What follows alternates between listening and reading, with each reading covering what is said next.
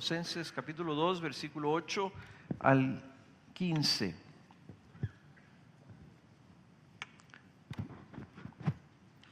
Y dice así: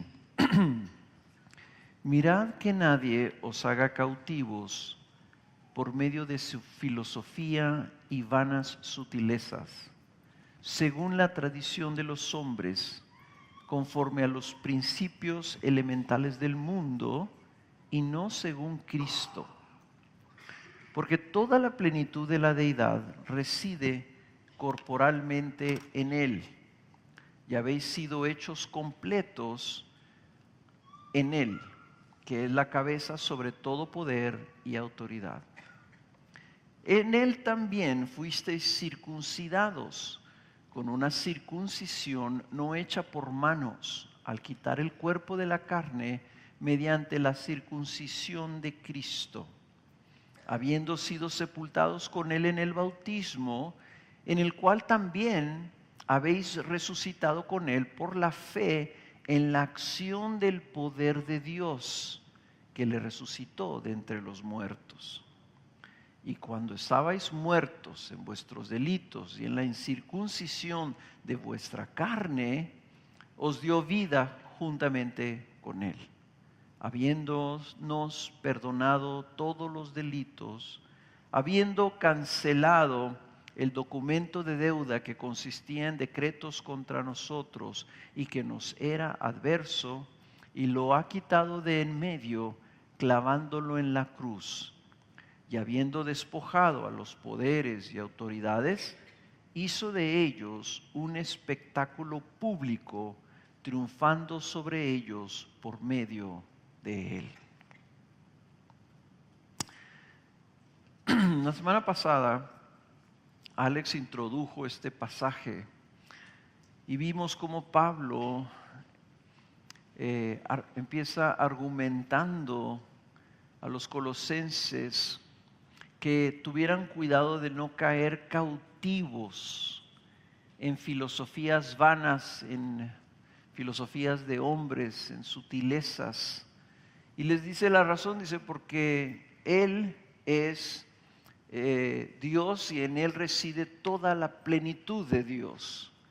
Y por lo tanto, dice, nosotros estamos completos en Él.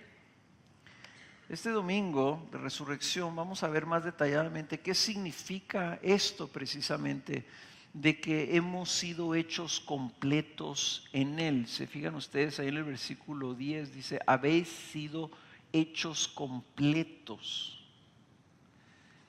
Esa palabra, habéis sido hechos completos, significa que habemos sido llenados hasta el tope.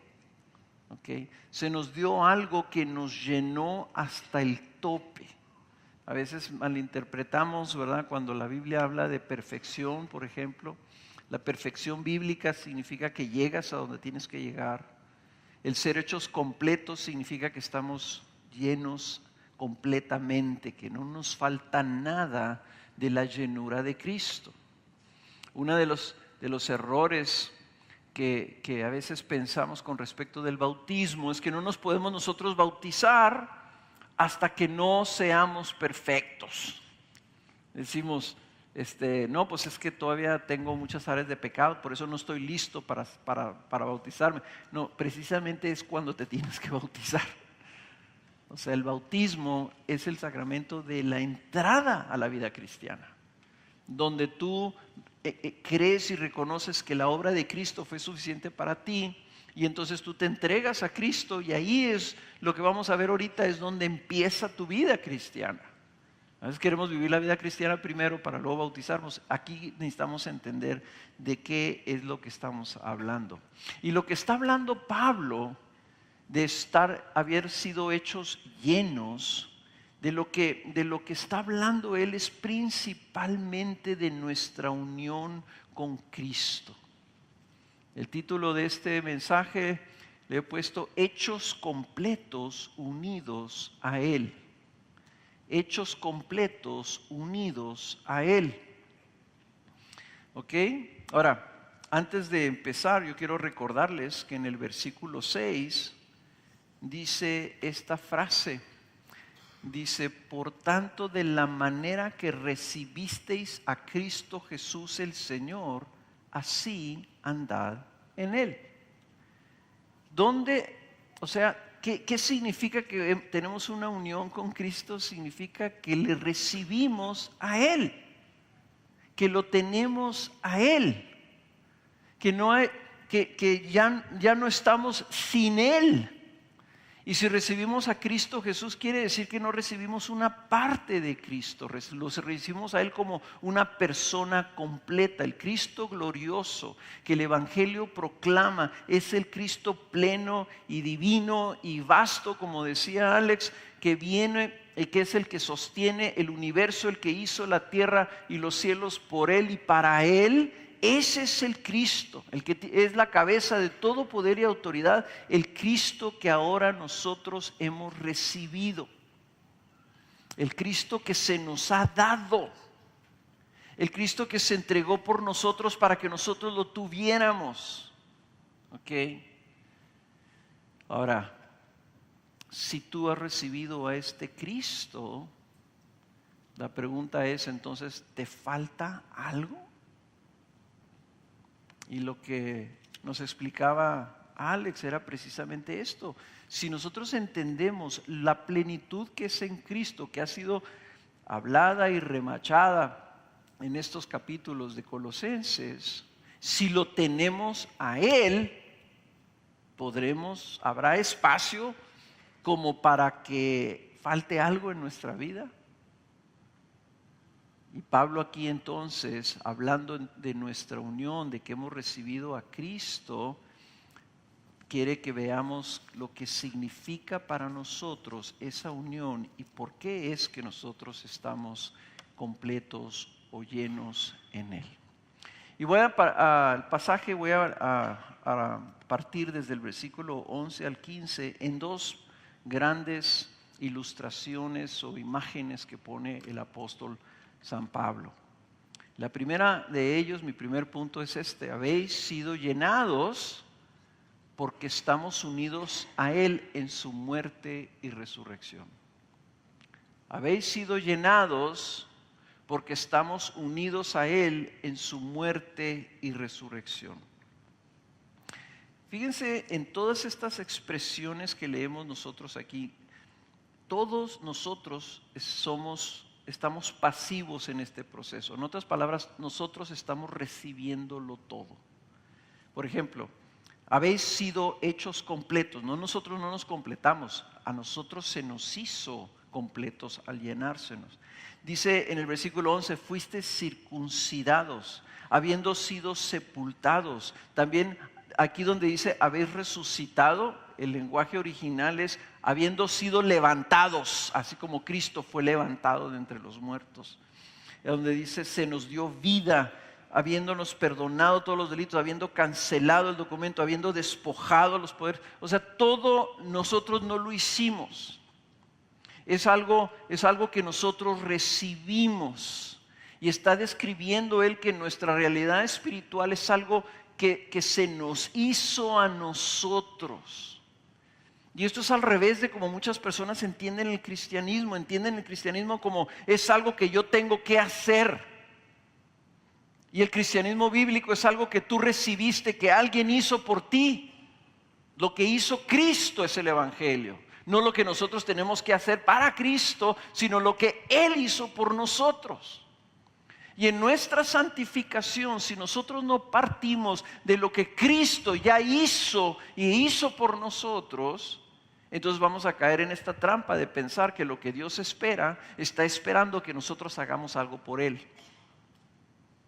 Y es al revés. ¿Qué es lo que Cristo hizo por nosotros a través de su muerte y resurrección? ¿Y qué significa para nosotros? Y empieza el apóstol Pablo aquí con esta ilustración de la circuncisión. Todos saben, imagino, lo que es la circuncisión, ¿verdad? La circuncisión no es un invento humano. La circuncisión es algo que Dios le dijo a Abraham que iba a ser la marca del pacto que estaba haciendo Dios con Abraham cuando lo llamó para que Abraham fuera el padre de todo el pueblo de Dios. Y puso la circuncisión como esa marca. Esa es la manera en que se señalaba la inclusión en el pueblo de Israel y la inclusión a su vez de Israel en el pacto de Dios con Abraham. Era la señal del pacto, era una señal de que habían sido apartados, separados, escogidos, consagrados como pueblo de exclusiva posesión para Dios. Y le dice que nosotros en Él, o sea, en Cristo, al estar unido a Cristo, fuimos circuncidados con una circuncisión no hecha por manos, no hecha, y es así sangriento, ¿verdad? Pero antes, probablemente en los tiempos de Abraham, cuando empezó la circuncisión, el corte del prepucio de los niños era con una piedra. Claro que la cortaban así, le sacaban una punta, ¿verdad? Y con esa piedra cortaban, ¿verdad? Después que ya vino el bronce y el hierro, pues ya después empezaron a tener cuchillos, ¿no? El Señor Jesús fue circuncidado porque era parte del pueblo de Dios. Dice que nosotros hemos recibido una circuncisión y se nos quitó el cuerpo de la carne por medio de la circuncisión de Cristo, por medio de Cristo quitarnos algo. Entonces nosotros, la Biblia nos dice que la circuncisión en el creyente ahora es algo interior, que ya no es algo físico, sino que es la circuncisión del corazón. Y es llevada a cabo por el Espíritu Santo, dice Romanos 2:22. Y fue algo profetizado por el profeta Jeremías en Jeremías 4:4, donde nos dice que Él va a venir y el nuevo pacto, Él va a derramar su espíritu. Y lo que va a suceder es que el corazón endurecido, el corazón engordado con carne caída, Él la iba a cortar. Iba a dejar un corazón nuevo, un corazón tierno para con Dios. ¿Y qué significa la circuncisión entonces aquí? Si representa aquello que nos es quitado por el Espíritu Santo cuando somos redimidos para ser unidos al Señor. O sea, como dice Romanos 6:6, nos es quitado el cuerpo de pecado del viejo hombre. Ahora, ¿por qué está hablando esto Pablo? ¿Qué tiene que ver esto con la plenitud, con el ser llenos, con el estar completos? Bueno, pues ahí es donde tenemos que meternos un poquito con más detalle en esto, ¿eh? Y lo curioso, lo que está diciendo Pablo aquí, dice, recibimos esta circuncisión mediante la circuncisión de Cristo, y dice el versículo 12, habiendo sido sepultados con Él en el bautismo. O sea, aquí está viendo una muerte. De lo que está hablando es de nuestra unión con Cristo, nuestra unión a Él. Estamos unidos a Él en la semejanza de su muerte, dice Romanos 6:5. Entonces Pablo está diciendo, estás hecho completo, primero que nada, porque moriste. Porque moriste. O sea, tu plenitud empieza en la tumba, hasta donde descendió Cristo. Ahí empieza, Cristo resucitó el primer día desde una tumba. Murió en la cruz y fue sepultado. Y el sepulcro representa algo muy importante en la vida de Jesús. A veces nomás pensamos, sí, pues resucitó y luego al tercer día, murió y al tercer día resucitó. Y nos damos cuenta, ¿y qué pasó en el ínter? ¿Qué pasó en esas horas, esos días que el Señor estuvo muerto?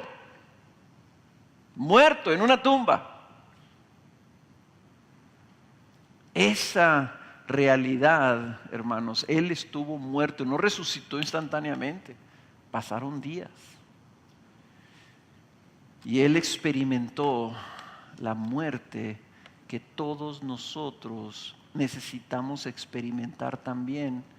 Y dice que Él en su sepultura, en su muerte, estábamos nosotros unidos a Él. Nosotros celebramos el viernes la muerte sacrificial de nuestro Salvador.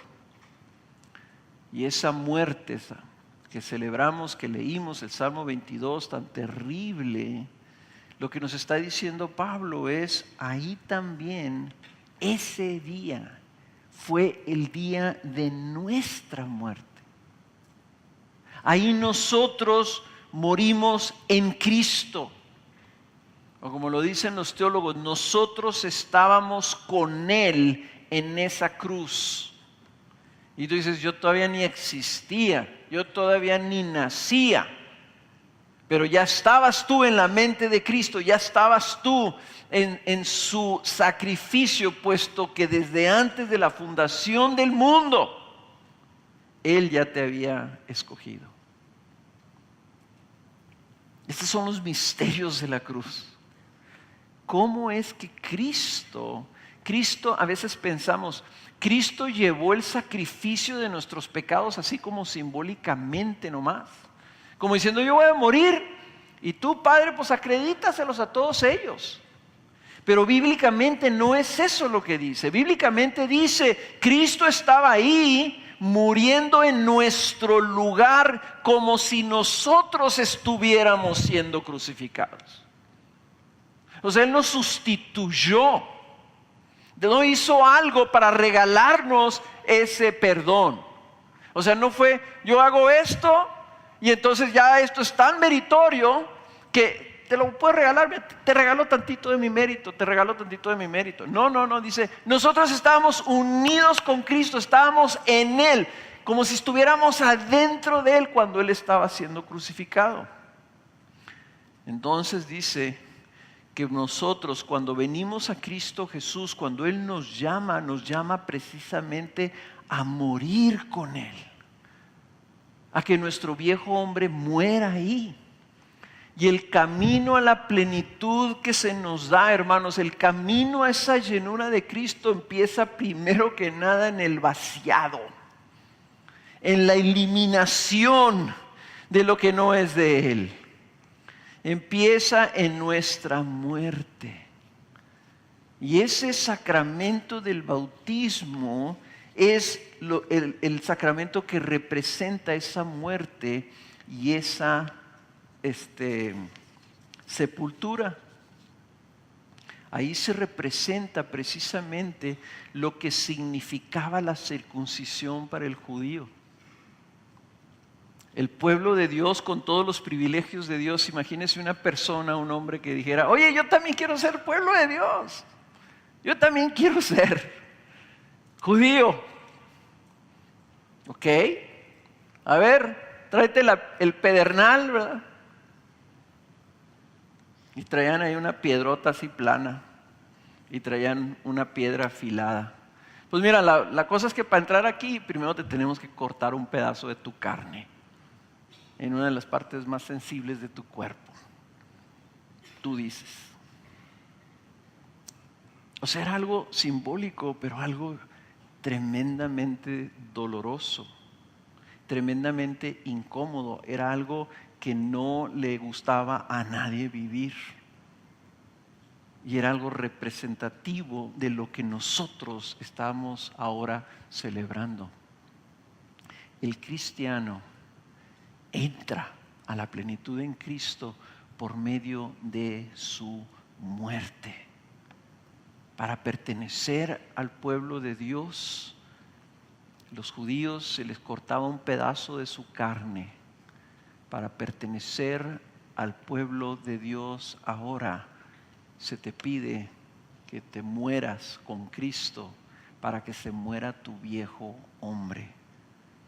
tu antigua manera de vivir, lo que eras antes de Cristo, es algo que se tiene que sepultar. ¿Por qué se tiene que sepultar? Porque luego también necesita levantarse de ahí. Dice el versículo 12: habiendo sido sepultados con Él en el bautismo, en el cual también habéis resucitado con Él por la fe en la acción del poder de Dios que lo resucitó de entre los muertos. O sea que si nosotros somos sepultados con Cristo, también somos resucitados con Cristo. Si estamos unidos a Cristo por medio de la fe, cuando muere Cristo, estamos en Él cuando murió, estamos en Él cuando lo sepultaron y estamos en Él cuando Dios lo resucitó entre los muertos por medio de la acción de su poder. Nosotros también fuimos resucitados con Él, también fuimos levantados en Él. O sea, desde que nosotros fuimos llamados por Cristo, estamos con Él y todo este proceso lo hemos vivido en Él. Él se levantó de entre los muertos por la acción del poder de Dios y junto con Él nos resucitó a nosotros. Y esta es una realidad del creyente. Hoy estamos celebrando la resurrección de nuestro Señor, y así como celebramos la muerte de nuestro Señor el viernes y estamos celebrando también nuestra muerte, nosotros estamos celebrando la resurrección del Señor y estamos celebrando nuestra resurrección también. En ese acto de victoria total de Dios sobre la muerte, sobre el pecado, todo eso selló nuestro destino eterno porque nosotros estábamos en su victoria. Tú y yo estábamos en Él cuando Cristo estaba triunfando sobre el pecado y sobre la muerte. Por eso es que la Escritura dice que Él fue el primogénito de entre todos los que han de resucitar. Pero Pablo aquí no lo pone, y en un futuro tú vas a ser resucitado. Dice, nosotros resucitamos con Él. Fuimos resucitados con Él. Entonces, de una manera muy real, sabemos que esa resurrección ya la tenemos. No estamos celebrando una resurrección como un acto externo a nosotros. Estamos celebrando la resurrección de Cristo, en la cual estamos nosotros en Él. Ahí estábamos nosotros de una manera misteriosa cuando el poder de Dios actuó para resucitarlo. Y miren, yo sé que algunos de ustedes están tratando ahí de comprender esto o de imaginarse esto. No puede. Son realidades espirituales que nosotros creemos y aceptamos y vivimos y no sabemos cómo. Pero estamos tan completos y tan llenos en Cristo que nuestra resurrección ya es una realidad. Fue lograda por Cristo en su resurrección.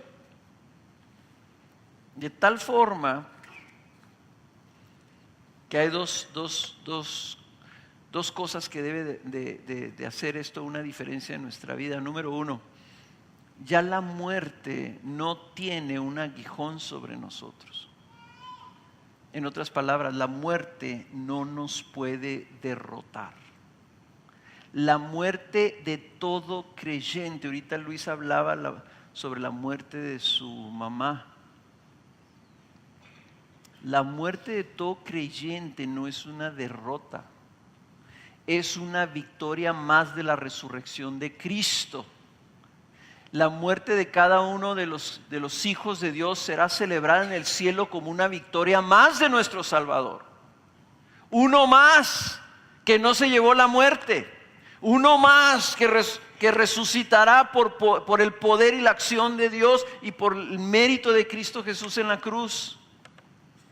Segundo, esto debe hacer una diferencia porque para nosotros, para los creyentes, el morir es ganancia.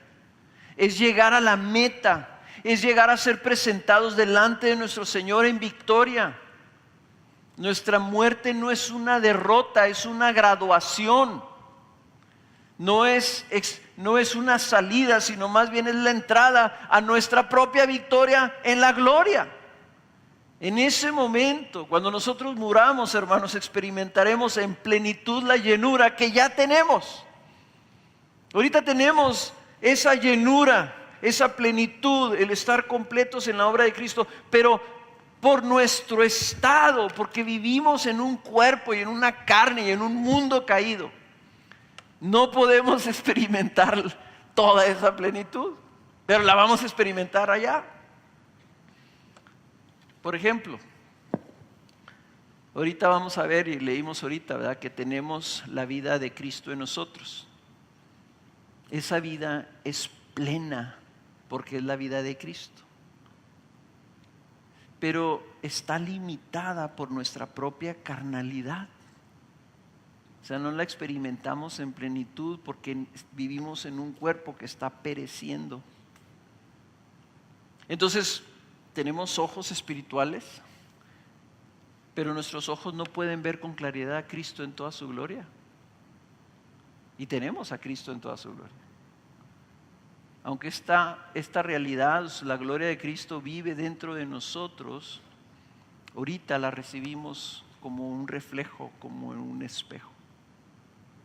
Pero cuando entremos a la gloria, cuando muramos, ya no habrá limitación, sino que dice la Escritura, al resucitar le veremos cara a cara con nuestros nuevos ojos glorificados.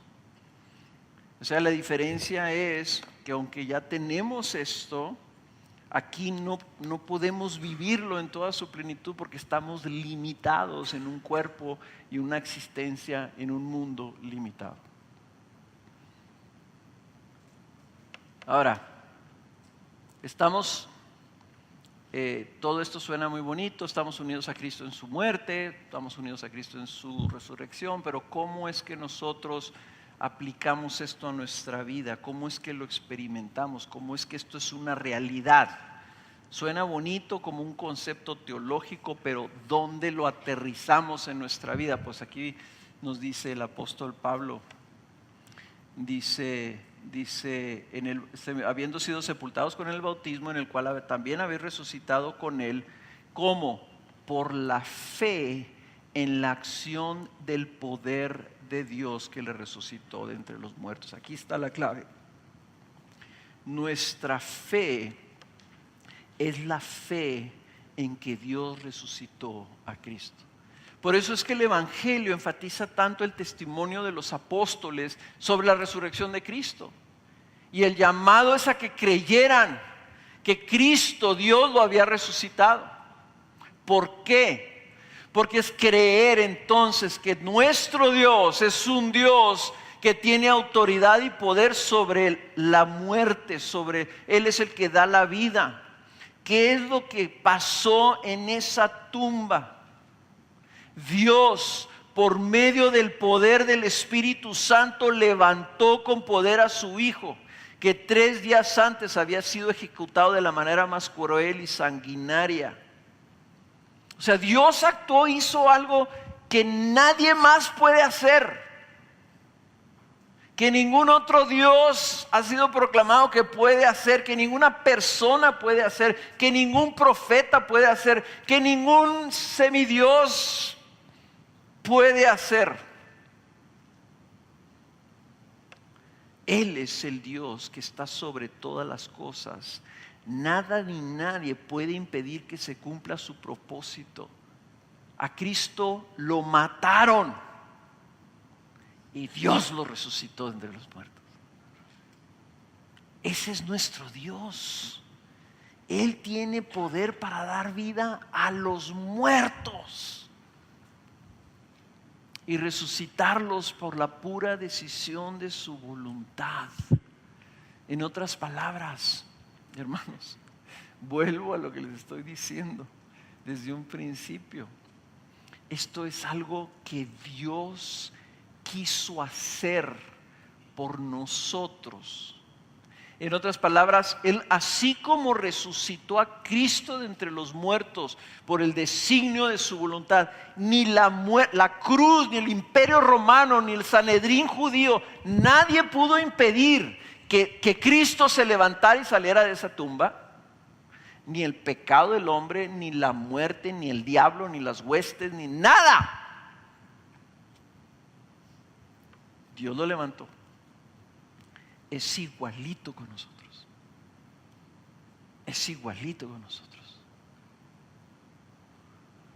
¿Por qué ahorita Edgar dice, y yo estaba en ese grupo de discipulado y estaba escuchando la palabra, y ahí, después de haber resistido, después de haber negado, después de haber anhelado todo lo que este mundo ofreciera, ahí fue arrebatada su vida, como cuando Cristo tirado ahí, tieso, frío, descolorido, desangrado, agujerado, ahí Dios dijo, levántate, y se levantó Cristo. Es lo mismo con nosotros, es la fe que nosotros tenemos, que Dios ha hecho algo en nosotros y nos levantó de la muerte, nos dio vida cuando estábamos nosotros muertos, que vamos a ver ahorita más adelante. Esa es nuestra fe. Y esto es fundamental para nosotros entender y vivir la plenitud de Dios en nosotros. Entonces, si nosotros no creemos que este es nuestro Dios, entonces vamos a estar viviendo, haciendo cosas como para mover el brazo de Dios y para ganar su aceptación o ganar algo de Él, ¿verdad? Entonces vamos a andar haciendo, no hagas esto, no hagas aquello, haz esto, gánate puntos con Dios, a ver si Él nos llega a conceder algo. Y aquí nos está diciendo, ¿de quién depende? ¿Quién puede mover el brazo de Dios o quién puede impedir el brazo de Dios? La muerte no puede. Nuestra fe debe estar en la acción, me encanta esa palabra, en la acción del poder de Dios al resucitar a Cristo entre los muertos. En ese acto soberano y poderoso, total y absoluto. Ahí debe estar nuestra fe. Ahí es donde debe estar fundamentado, hermanos. ¿En qué Dios estás creyendo? ¿Cómo es tu Dios? Y piensa si tú crees en ese Dios. Ahorita 2 personas testificaron qué pasa o qué crees cuando viene el cáncer. ¿Qué crees? ¿En qué Dios crees cuando pierdes tu trabajo? ¿En qué Dios crees cuando ves tu esposo o tu esposa batallar con cosas? O tus hijos que no quieren saber nada del Señor. ¿En quién estás creyendo? ¿Cómo es tu Dios? Este pasaje, hermanos, si algo enfatiza, es el poder de Dios, el poder de la resurrección. Y ese poder es el que en ese Dios de ese poder es en quien tenemos nosotros que tener fe. Eso es lo que está diciendo Pablo.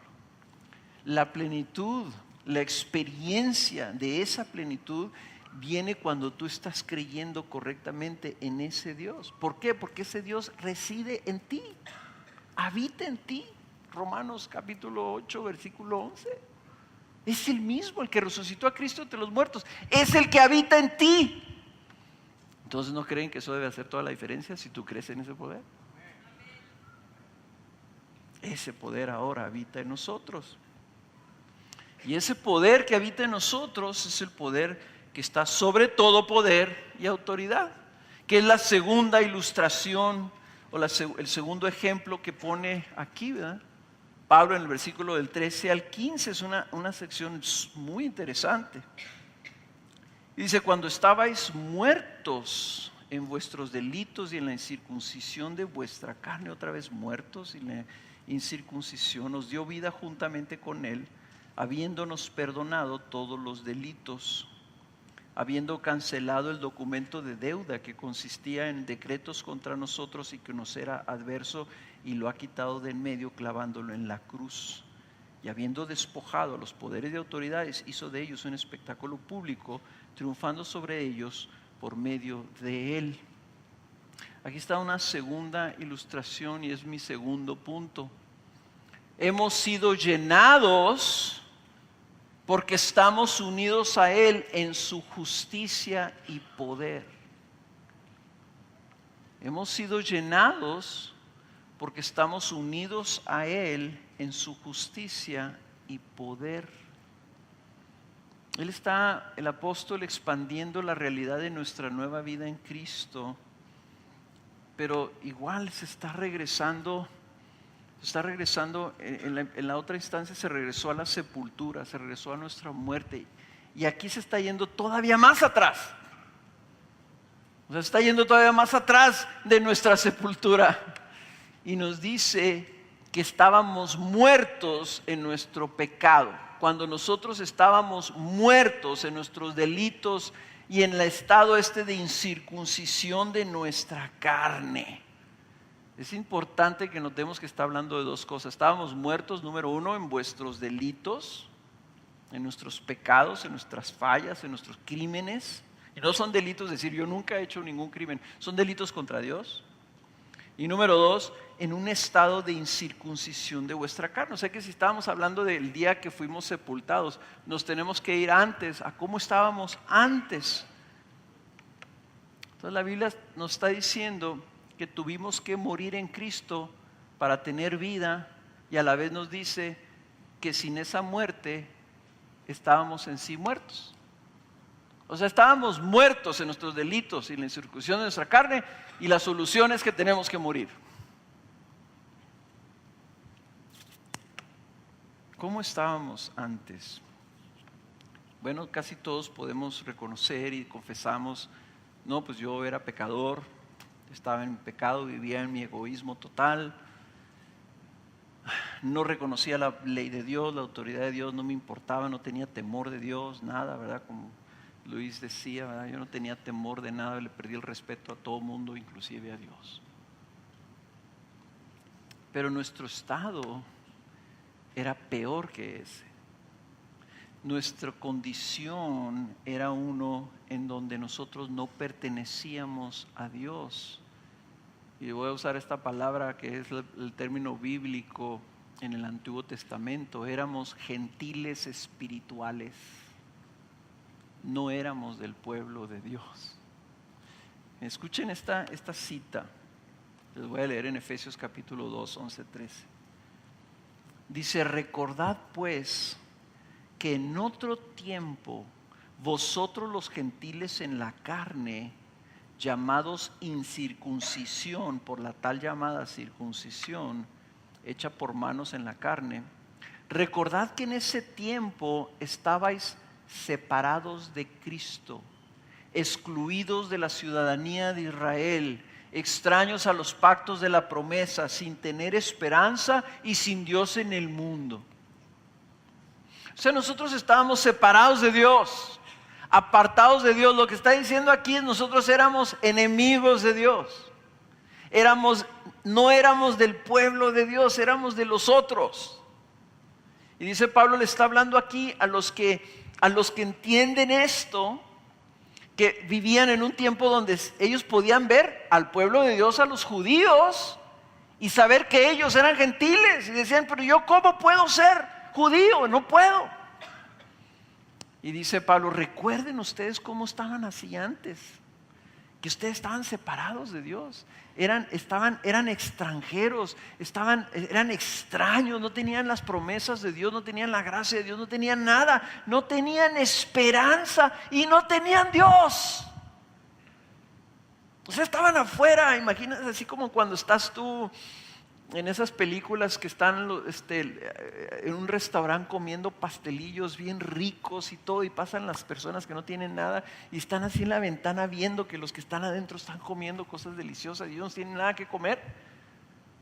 Entonces estábamos nosotros, dice Pablo, acuérdense ustedes cómo estaban viendo de la ventana para adentro y ustedes estaban sin Dios, sin esperanza, sin nada. Así estábamos nosotros también, cuando no había sido circuncidado nuestro corazón. Éramos gentiles espirituales. O sea, porque somos gentiles, ¿verdad? No somos judíos.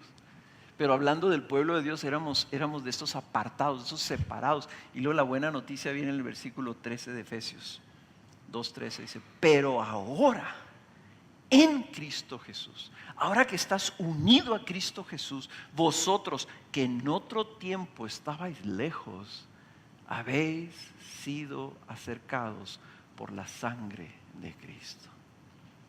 Nuestro estado natural, hermanos, era uno de enemistad y de no pertenencia a Dios. Éramos culpables por todos nuestros pecados, pero éramos a la vez enemigos por naturaleza. Por eso no teníamos esperanza. Porque nada que tú pudieras hacer, aunque tú te arrepintieras de todos los pecados y te fueras de rodillas, desde el pueblo más remoto de Israel hasta el templo de Dios, nada podías hacer para cambiar tu naturaleza. No puede haber plenitud en Cristo sin que primero sea resuelto el problema de esa enemistad, sin que primero sea resuelto el problema de que somos incircuncisos. Y eso solamente viene por medio de la circuncisión que hace el Espíritu a través del mérito de la sangre de Cristo. Estando en ese estado, estando en un estado de estar muertos, se nos dio vida juntamente con Él.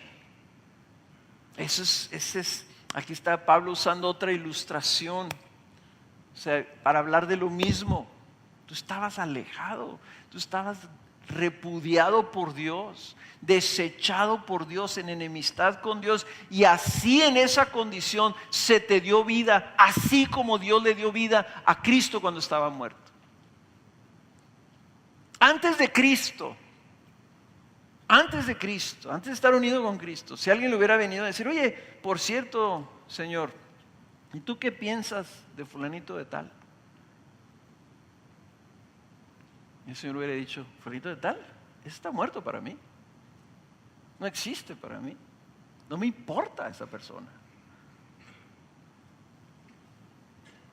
Es un gentil, no me pertenece a mí, no es mío. Esa persona está muerta, condenada y muerta. Y lo que está diciendo entonces Pablo, está diciendo, pero no fue así.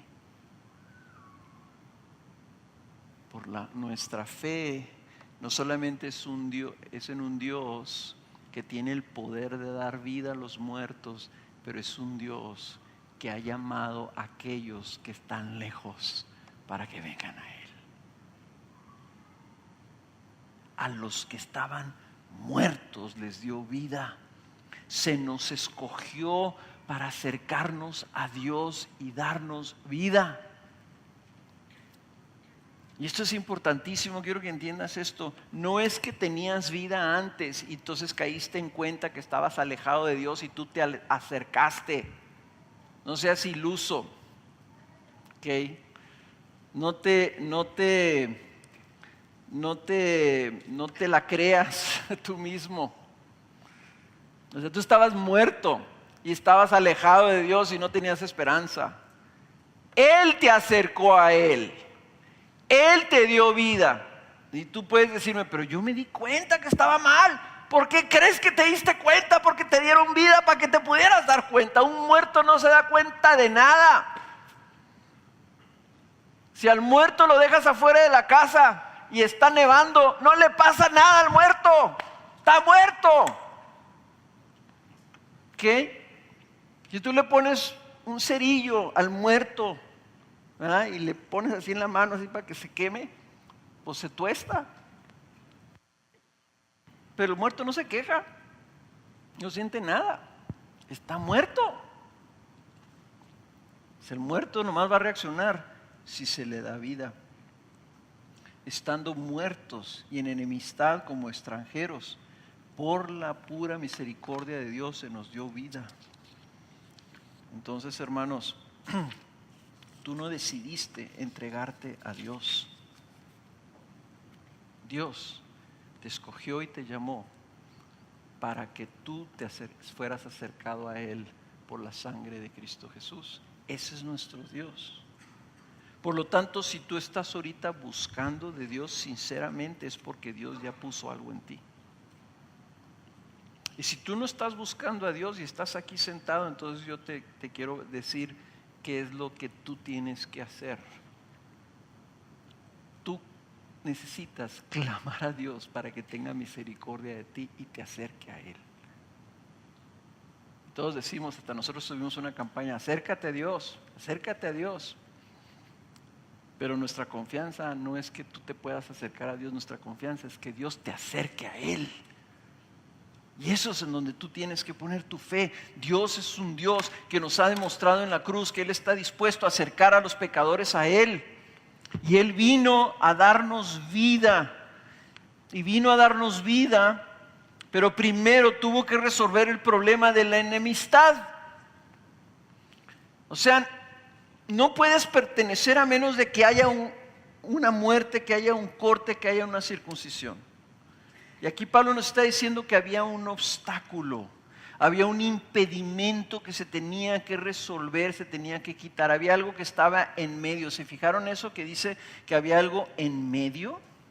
Algo que tenía que ser quitado, que nos era adverso. ¿Se fijaron en el versículo 14? O sea, eso aquí lo está Pablo ilustrando como un documento de deuda. ¿Tú sabes lo que es un documento de deuda? Una letra, ¿sí? ¿Qué es una letra? Es algo donde a ti te prestan un dinero, ¿verdad? Tú recibes algo y tú te comprometes a pagarlo, ¿ok? ¿Qué era nuestra deuda? Aquí pónganse abusados, porque aquí también a mí siempre me había, o sea, nunca lo había leído completo bien esto, ¿verdad? ¿Qué era nuestra deuda? Y siempre decimos, pues, nuestros pecados, ¿verdad? Pero el documento no empieza, no firmas tú un documento con tus pecados, tú firmaste un documento con algo que recibiste. ¿Saben cuál es nuestra deuda? Nuestra deuda fue que somos criaturas de Dios. Él nos hizo. Y no nosotros a nosotros mismos. Nosotros nacemos con un documento. O sea, creados por Dios. Y hay un requerimiento que nosotros como criaturas de Dios, como parte de su creación, tenemos que reconocerlo a Él como Dios y vivir conforme a su ley. ¿Por qué el libro de Romanos pasa tanto tiempo hablando de la ley? Porque eso es lo que estaba plasmado en ese documento de la deuda. Esta es la voluntad de Dios y todas mis criaturas tienen que obedecerla. ¿Cuál fue el problema? Que no lo obedecimos. Y no lo obedecimos porque nuestra naturaleza era una naturaleza caída de pecadores y a nosotros nos valió la ley. Y no nos importó que fuimos creados. Y así empieza el libro de Romanos, ¿verdad? O sea, es suficiente la revelación. O sea, los cielos proclaman la gloria de Dios. La creación misma nos debe decir, ahí está Dios y debemos de buscarlo. Pero el hombre escoge ni reconocerlo ni agradecerle nada, sino vivir conforme a sus propios deseos y hacer lo que se le pega a su regalada gana. Entonces el documento que todos nacemos con él está lleno de infracciones. Dice de transgresiones de la ley. Entonces ese documento nos es adverso. Tienes un documento y tú no lo has pagado, tú no lo has cumplido. Tú no has cumplido los lineamientos de ese documento que es la ley de Dios. Entonces, ¿qué tuvo que hacer Cristo? Cristo tuvo que venir y tuvo que hacer algo con ese documento. Es, por ejemplo, todos decimos que un delincuente, cuando anda un delincuente suelto, dice, no, ese cuate tiene cuentas pendientes con la ley, ¿verdad? ¿Qué quiere decir? Que rompió la ley y tiene cuentas pendientes. Y hay una, ¿cómo se dice eso? Hay una acusación o una... Qué bueno que me dicen todos, me dan todas sus sugerencias, pero como no los puedo oír. O sea, eso que hacen los fiscales que van con un juez y dicen, este cuate rompió la ley, deme una orden de aprehensión por él. ¿Ok? Entonces hay un documento. Hay un documento que se le presenta al tipo cuando van y lo arrestan. Usted tiene cuentas pendientes, joven. Usted violó la ley. Véngase para acá. Ese es nuestro documento también. Entonces nosotros tenemos cuentas pendientes con la ley de Dios. Nacemos con una obligación y la violamos. ¿Qué es lo que hace Cristo con ese documento? Dice que lo cancela. Lo cancela, pero no nomás lo estampa con un sello que dice cancelado, sino que lo borra completamente, como si Dios tomara el documento y lo hiciera trizas. Lo borra, lo quita de en medio al punto que ya no existe ese documento. Dice que nosotros, cuando estábamos muertos en la sustitución de nuestra carne, se nos dio vida juntamente con Él, habiéndonos perdonado todos los delitos. Entonces lo primero que hace Dios es que borra todos nuestros pecados. ¿Por qué? Si dice ahí que ese documento Él lo quita del medio clavándolo en la cruz, ¿quién fue el que fue clavado en la cruz? No está tan difícil la pregunta, ¿eh? ¿Quién fue clavado en la cruz? Cristo. Jesús fue clavado en la cruz. ¿Por qué dice que el documento fue clavado en la cruz? Aquí es donde la Biblia a veces se pone así bien padre. ¿Por qué dice que el documento fue clavado en la cruz? Si fue Cristo el que estuvo clavado. Porque la Biblia dice que Cristo se hizo pecado por nosotros. Y porque nosotros estábamos en Cristo cuando Él estaba siendo clavado. Si el documento fue clavado en la cruz, hermanos, entonces quiere decir que nuestro documento, el documento de cada uno de nosotros estaba siendo clavado ahí. Estábamos unidos a Él en su muerte. Él se hizo nuestro pecado para pagar la condena que ese pecado merecía. ¿Y cuál era la condena por haber roto nosotros esa ley? La muerte. En otras palabras, Cristo murió nuestra muerte, porque al estar clavado ahí, éramos nosotros los que estábamos clavados ahí. El documento somos nosotros, nuestra culpa. Pero veamos la plenitud de ese perdón. Dios no perdona como nosotros perdonamos. Él destruye el documento de tal forma que ya no existe. Cuando Él perdona el pecado, ese pecado ya no existe, ya no puede ser encontrado.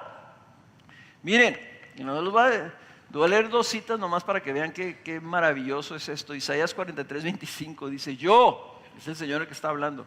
Yo soy el que borro tus transgresiones por amor a mí mismo y no recordaré tus pecados. Los borra. Nosotros no borramos, nosotros perdonamos, pero no borramos nada. Y cuando hay una bronca nos hacemos históricos y siempre estamos recordando. Pero acuérdate, tú también hace 10 años me hiciste lo mismito. Jeremías 50:20. En aquellos días y en aquel tiempo, declara el Señor, se buscará la iniquidad de Israel, pero no habrá ninguna. Y los pecados de Judá, pero no se hallarán, porque perdonaré a los que yo haya dejado como remanente. El Salmo 103:12 dice: como está de lejos el oriente del occidente, así alejó de nosotros nuestras transgresiones. Cuando Dios busca nuestro pecado en nosotros y Él nos ha perdonado, no lo encuentra. Tú vas a decir: ay, caray, eso no me checa. Eso es ser llenados. O sea, la llenura de Cristo es tal que tu pecado es borrado. Y a veces pensamos: o sea, mi pecado antes de yo conocer a Cristo. No, el pecado que Él conoció antes de que fundara el mundo. Tu pecado completito desde el día que fuiste creado hasta el día que te mueras. es el documento de deuda completito, no son documentos de deuda que están saliendo cada rato. Y yo sé que estás pensando, Carlos, no digas esas cosas, porque entonces aquí 2 que 3 se van a animar a decir, oye, mi pecado fue borrado. Si Dios ya ni siquiera se acuerda, pues yo puedo, todos mis pecados futuros los puedo disfrutar, porque el cabo ya ni siquiera se acuerda de esos. Si tú estás pensando así, probablemente no estás entendiendo lo que te estoy diciendo y probablemente no conozcas a Cristo Jesús. Porque esto lo que nos debe llevar es a un asombro de lo que es la plenitud en Cristo. Pero no solamente eso. No solamente eso. Ahorita decíamos que la plenitud en Cristo, o sea, fuimos llenados en su justicia porque estamos en Él. Cristo se hizo nuestra justicia. A ver, volvamos al documento. Ok, quitas la condena. Pero ¿qué hacemos con ese documento que existe porque nosotros fuimos creados? ¿Saben por qué se borró ese documento? Lo que dice Romanos, dice, se borró ese documento porque Cristo cumplió toda la justicia. Todo lo que ese documento, todo lo que te compromete ese documento, vas a honrar a Dios, vas a amar a Dios, vas a perdonar a tus enemigos, no vas a cometer adulterio, todas esas cosas. ¿Saben quién las cumplió? Cristo. Las cumplió Cristo para que entonces ese documento, el documento no dice cancelado, el documento dice cumplido.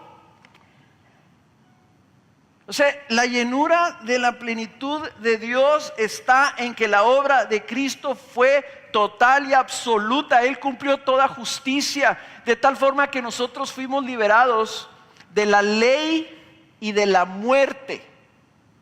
De forma que el pecado entonces ya no tiene poder ni reclamo sobre nosotros.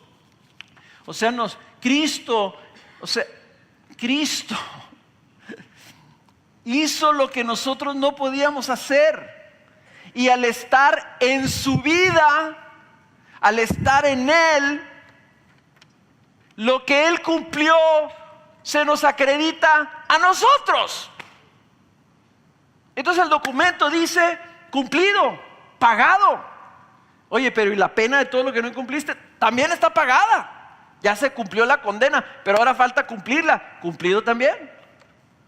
Entonces fuimos perdonados y fuimos declarados justos delante de Dios, porque se nos acredita lo que Él hizo. Por eso es que el documento queda borrado, está archivado, está lejos, ya no hay documento en nuestra contra. ¿Y qué hace eso? Al no haber documento, ya no hay impedimento, ya no hay nada que nos impida, ya no hay nada, ya nada adverso, nada quitado de en medio. Fue clavado en esa cruz. Ese es el glorioso evangelio.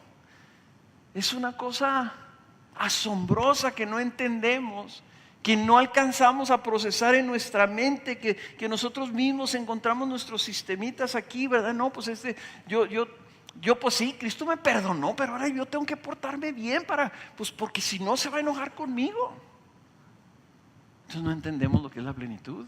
Vivimos atados y vivimos oprimidos, ¿verdad? Creyendo que nosotros ahora tenemos que cumplir esa ley. Eso es todo el argumento de Romanos. ¡No! Estamos bajo otra ley. ¿Cuál ley? La ley de la gracia. La ley que dice que Cristo nos amó a tal punto que nos llamó y nos dio su vida. ¿Y cómo termina este pasaje? En un punto muy importante. Pablo termina hablando de despojar a los poderes y autoridades, cuando en el versículo 10 nos dice que Él es la cabeza sobre todo poder y autoridad, y luego dice que despoja a los poderes y autoridades. Y usa una tercera ilustración diciendo que los despoja, o sea, los desviste, les quita algo en la cruz. Y por la cruz y por su resurrección, Él triunfa sobre estos poderes y autoridades. Esto es algo muy importante, hermanos. ¿Quiénes son estos que Él despoja? ¿Quiénes son estos poderes y autoridades? Son poderes espirituales adversos, enemigos de Dios y de nosotros. Dice Efesios 6:12 que son poderes espirituales de maldad y poderes de este mundo de tinieblas que actúan en nuestra contra y que son nuestros enemigos y contra los cuales tenemos nosotros luchas. ¿Cómo los despoja Cristo? Primero que nada los despoja al eliminar el documento de deuda que está en nuestra contra.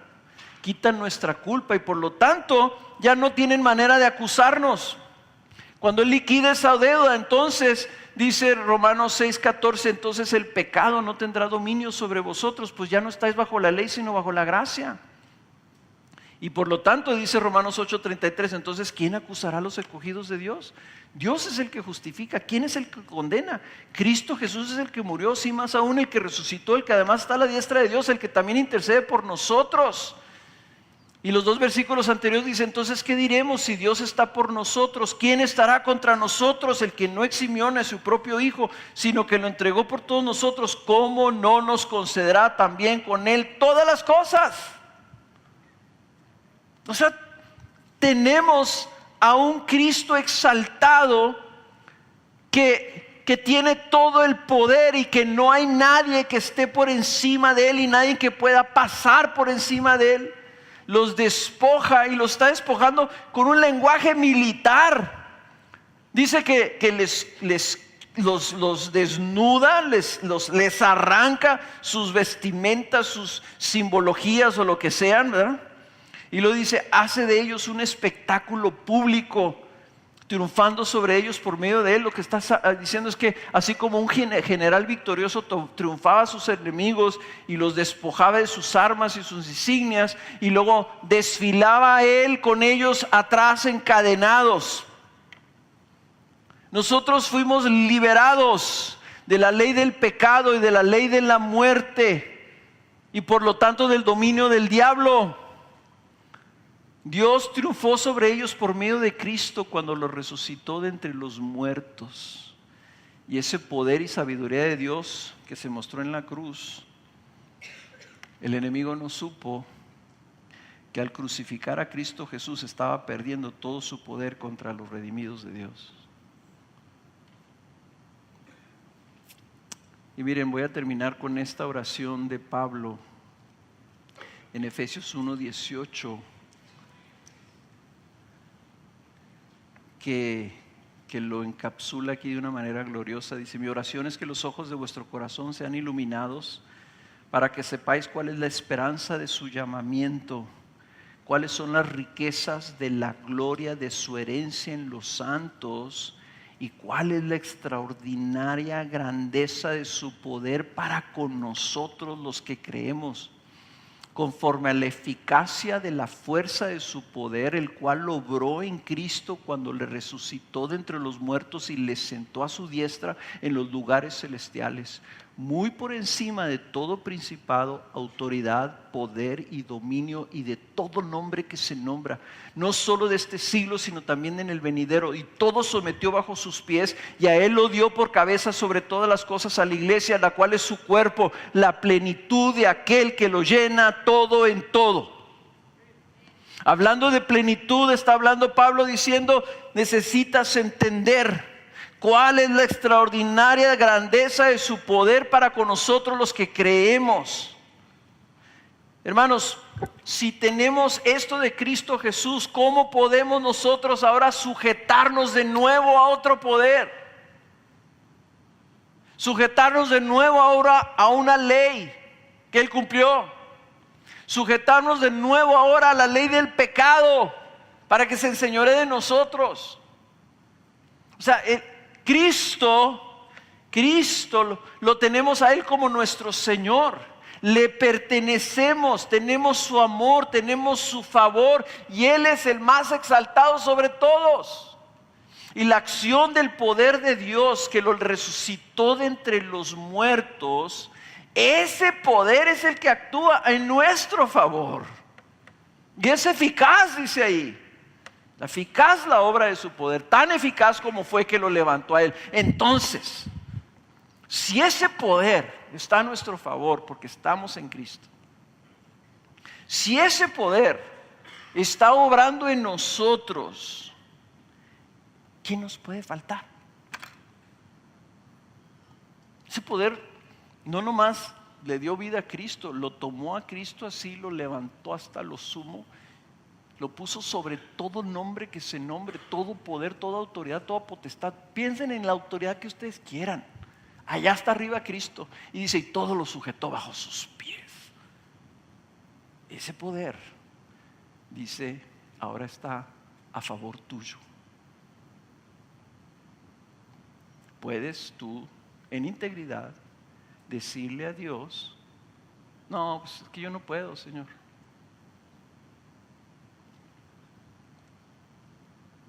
Puedes tú decir, pues yo sé que Cristo, pues sí, murió por mí, mis pecados, y yo sé que me dio vida nueva y todo, pero pues no sé, pues es que esta vida está muy difícil. No puedo ser un buen esposo, no puedo ser un buen padre, me gana la flojera, no puedo ser un hombre de Dios, no tengo el vigor y la fortaleza para ser el hombre que Dios me ha llamado que yo sea. ¿Cómo puedes tú decir eso? A menos que sea que no crees en la eficacia del poder que levantó a Cristo de entre los muertos. Este pasaje se trata de poder, del poder de la resurrección, de la acción del poder de Dios en la resurrección de Cristo Jesús. Y por eso es que nosotros estamos llenos de ese poder. Y tenemos que creerlo, tenemos que saberlo. Y podemos entonces en Cristo Jesús, viendo la extraordinaria grandeza de su poder para con nosotros, caminar en todo lo que Él ponga delante de nosotros sin tener que andar buscando otras cosas.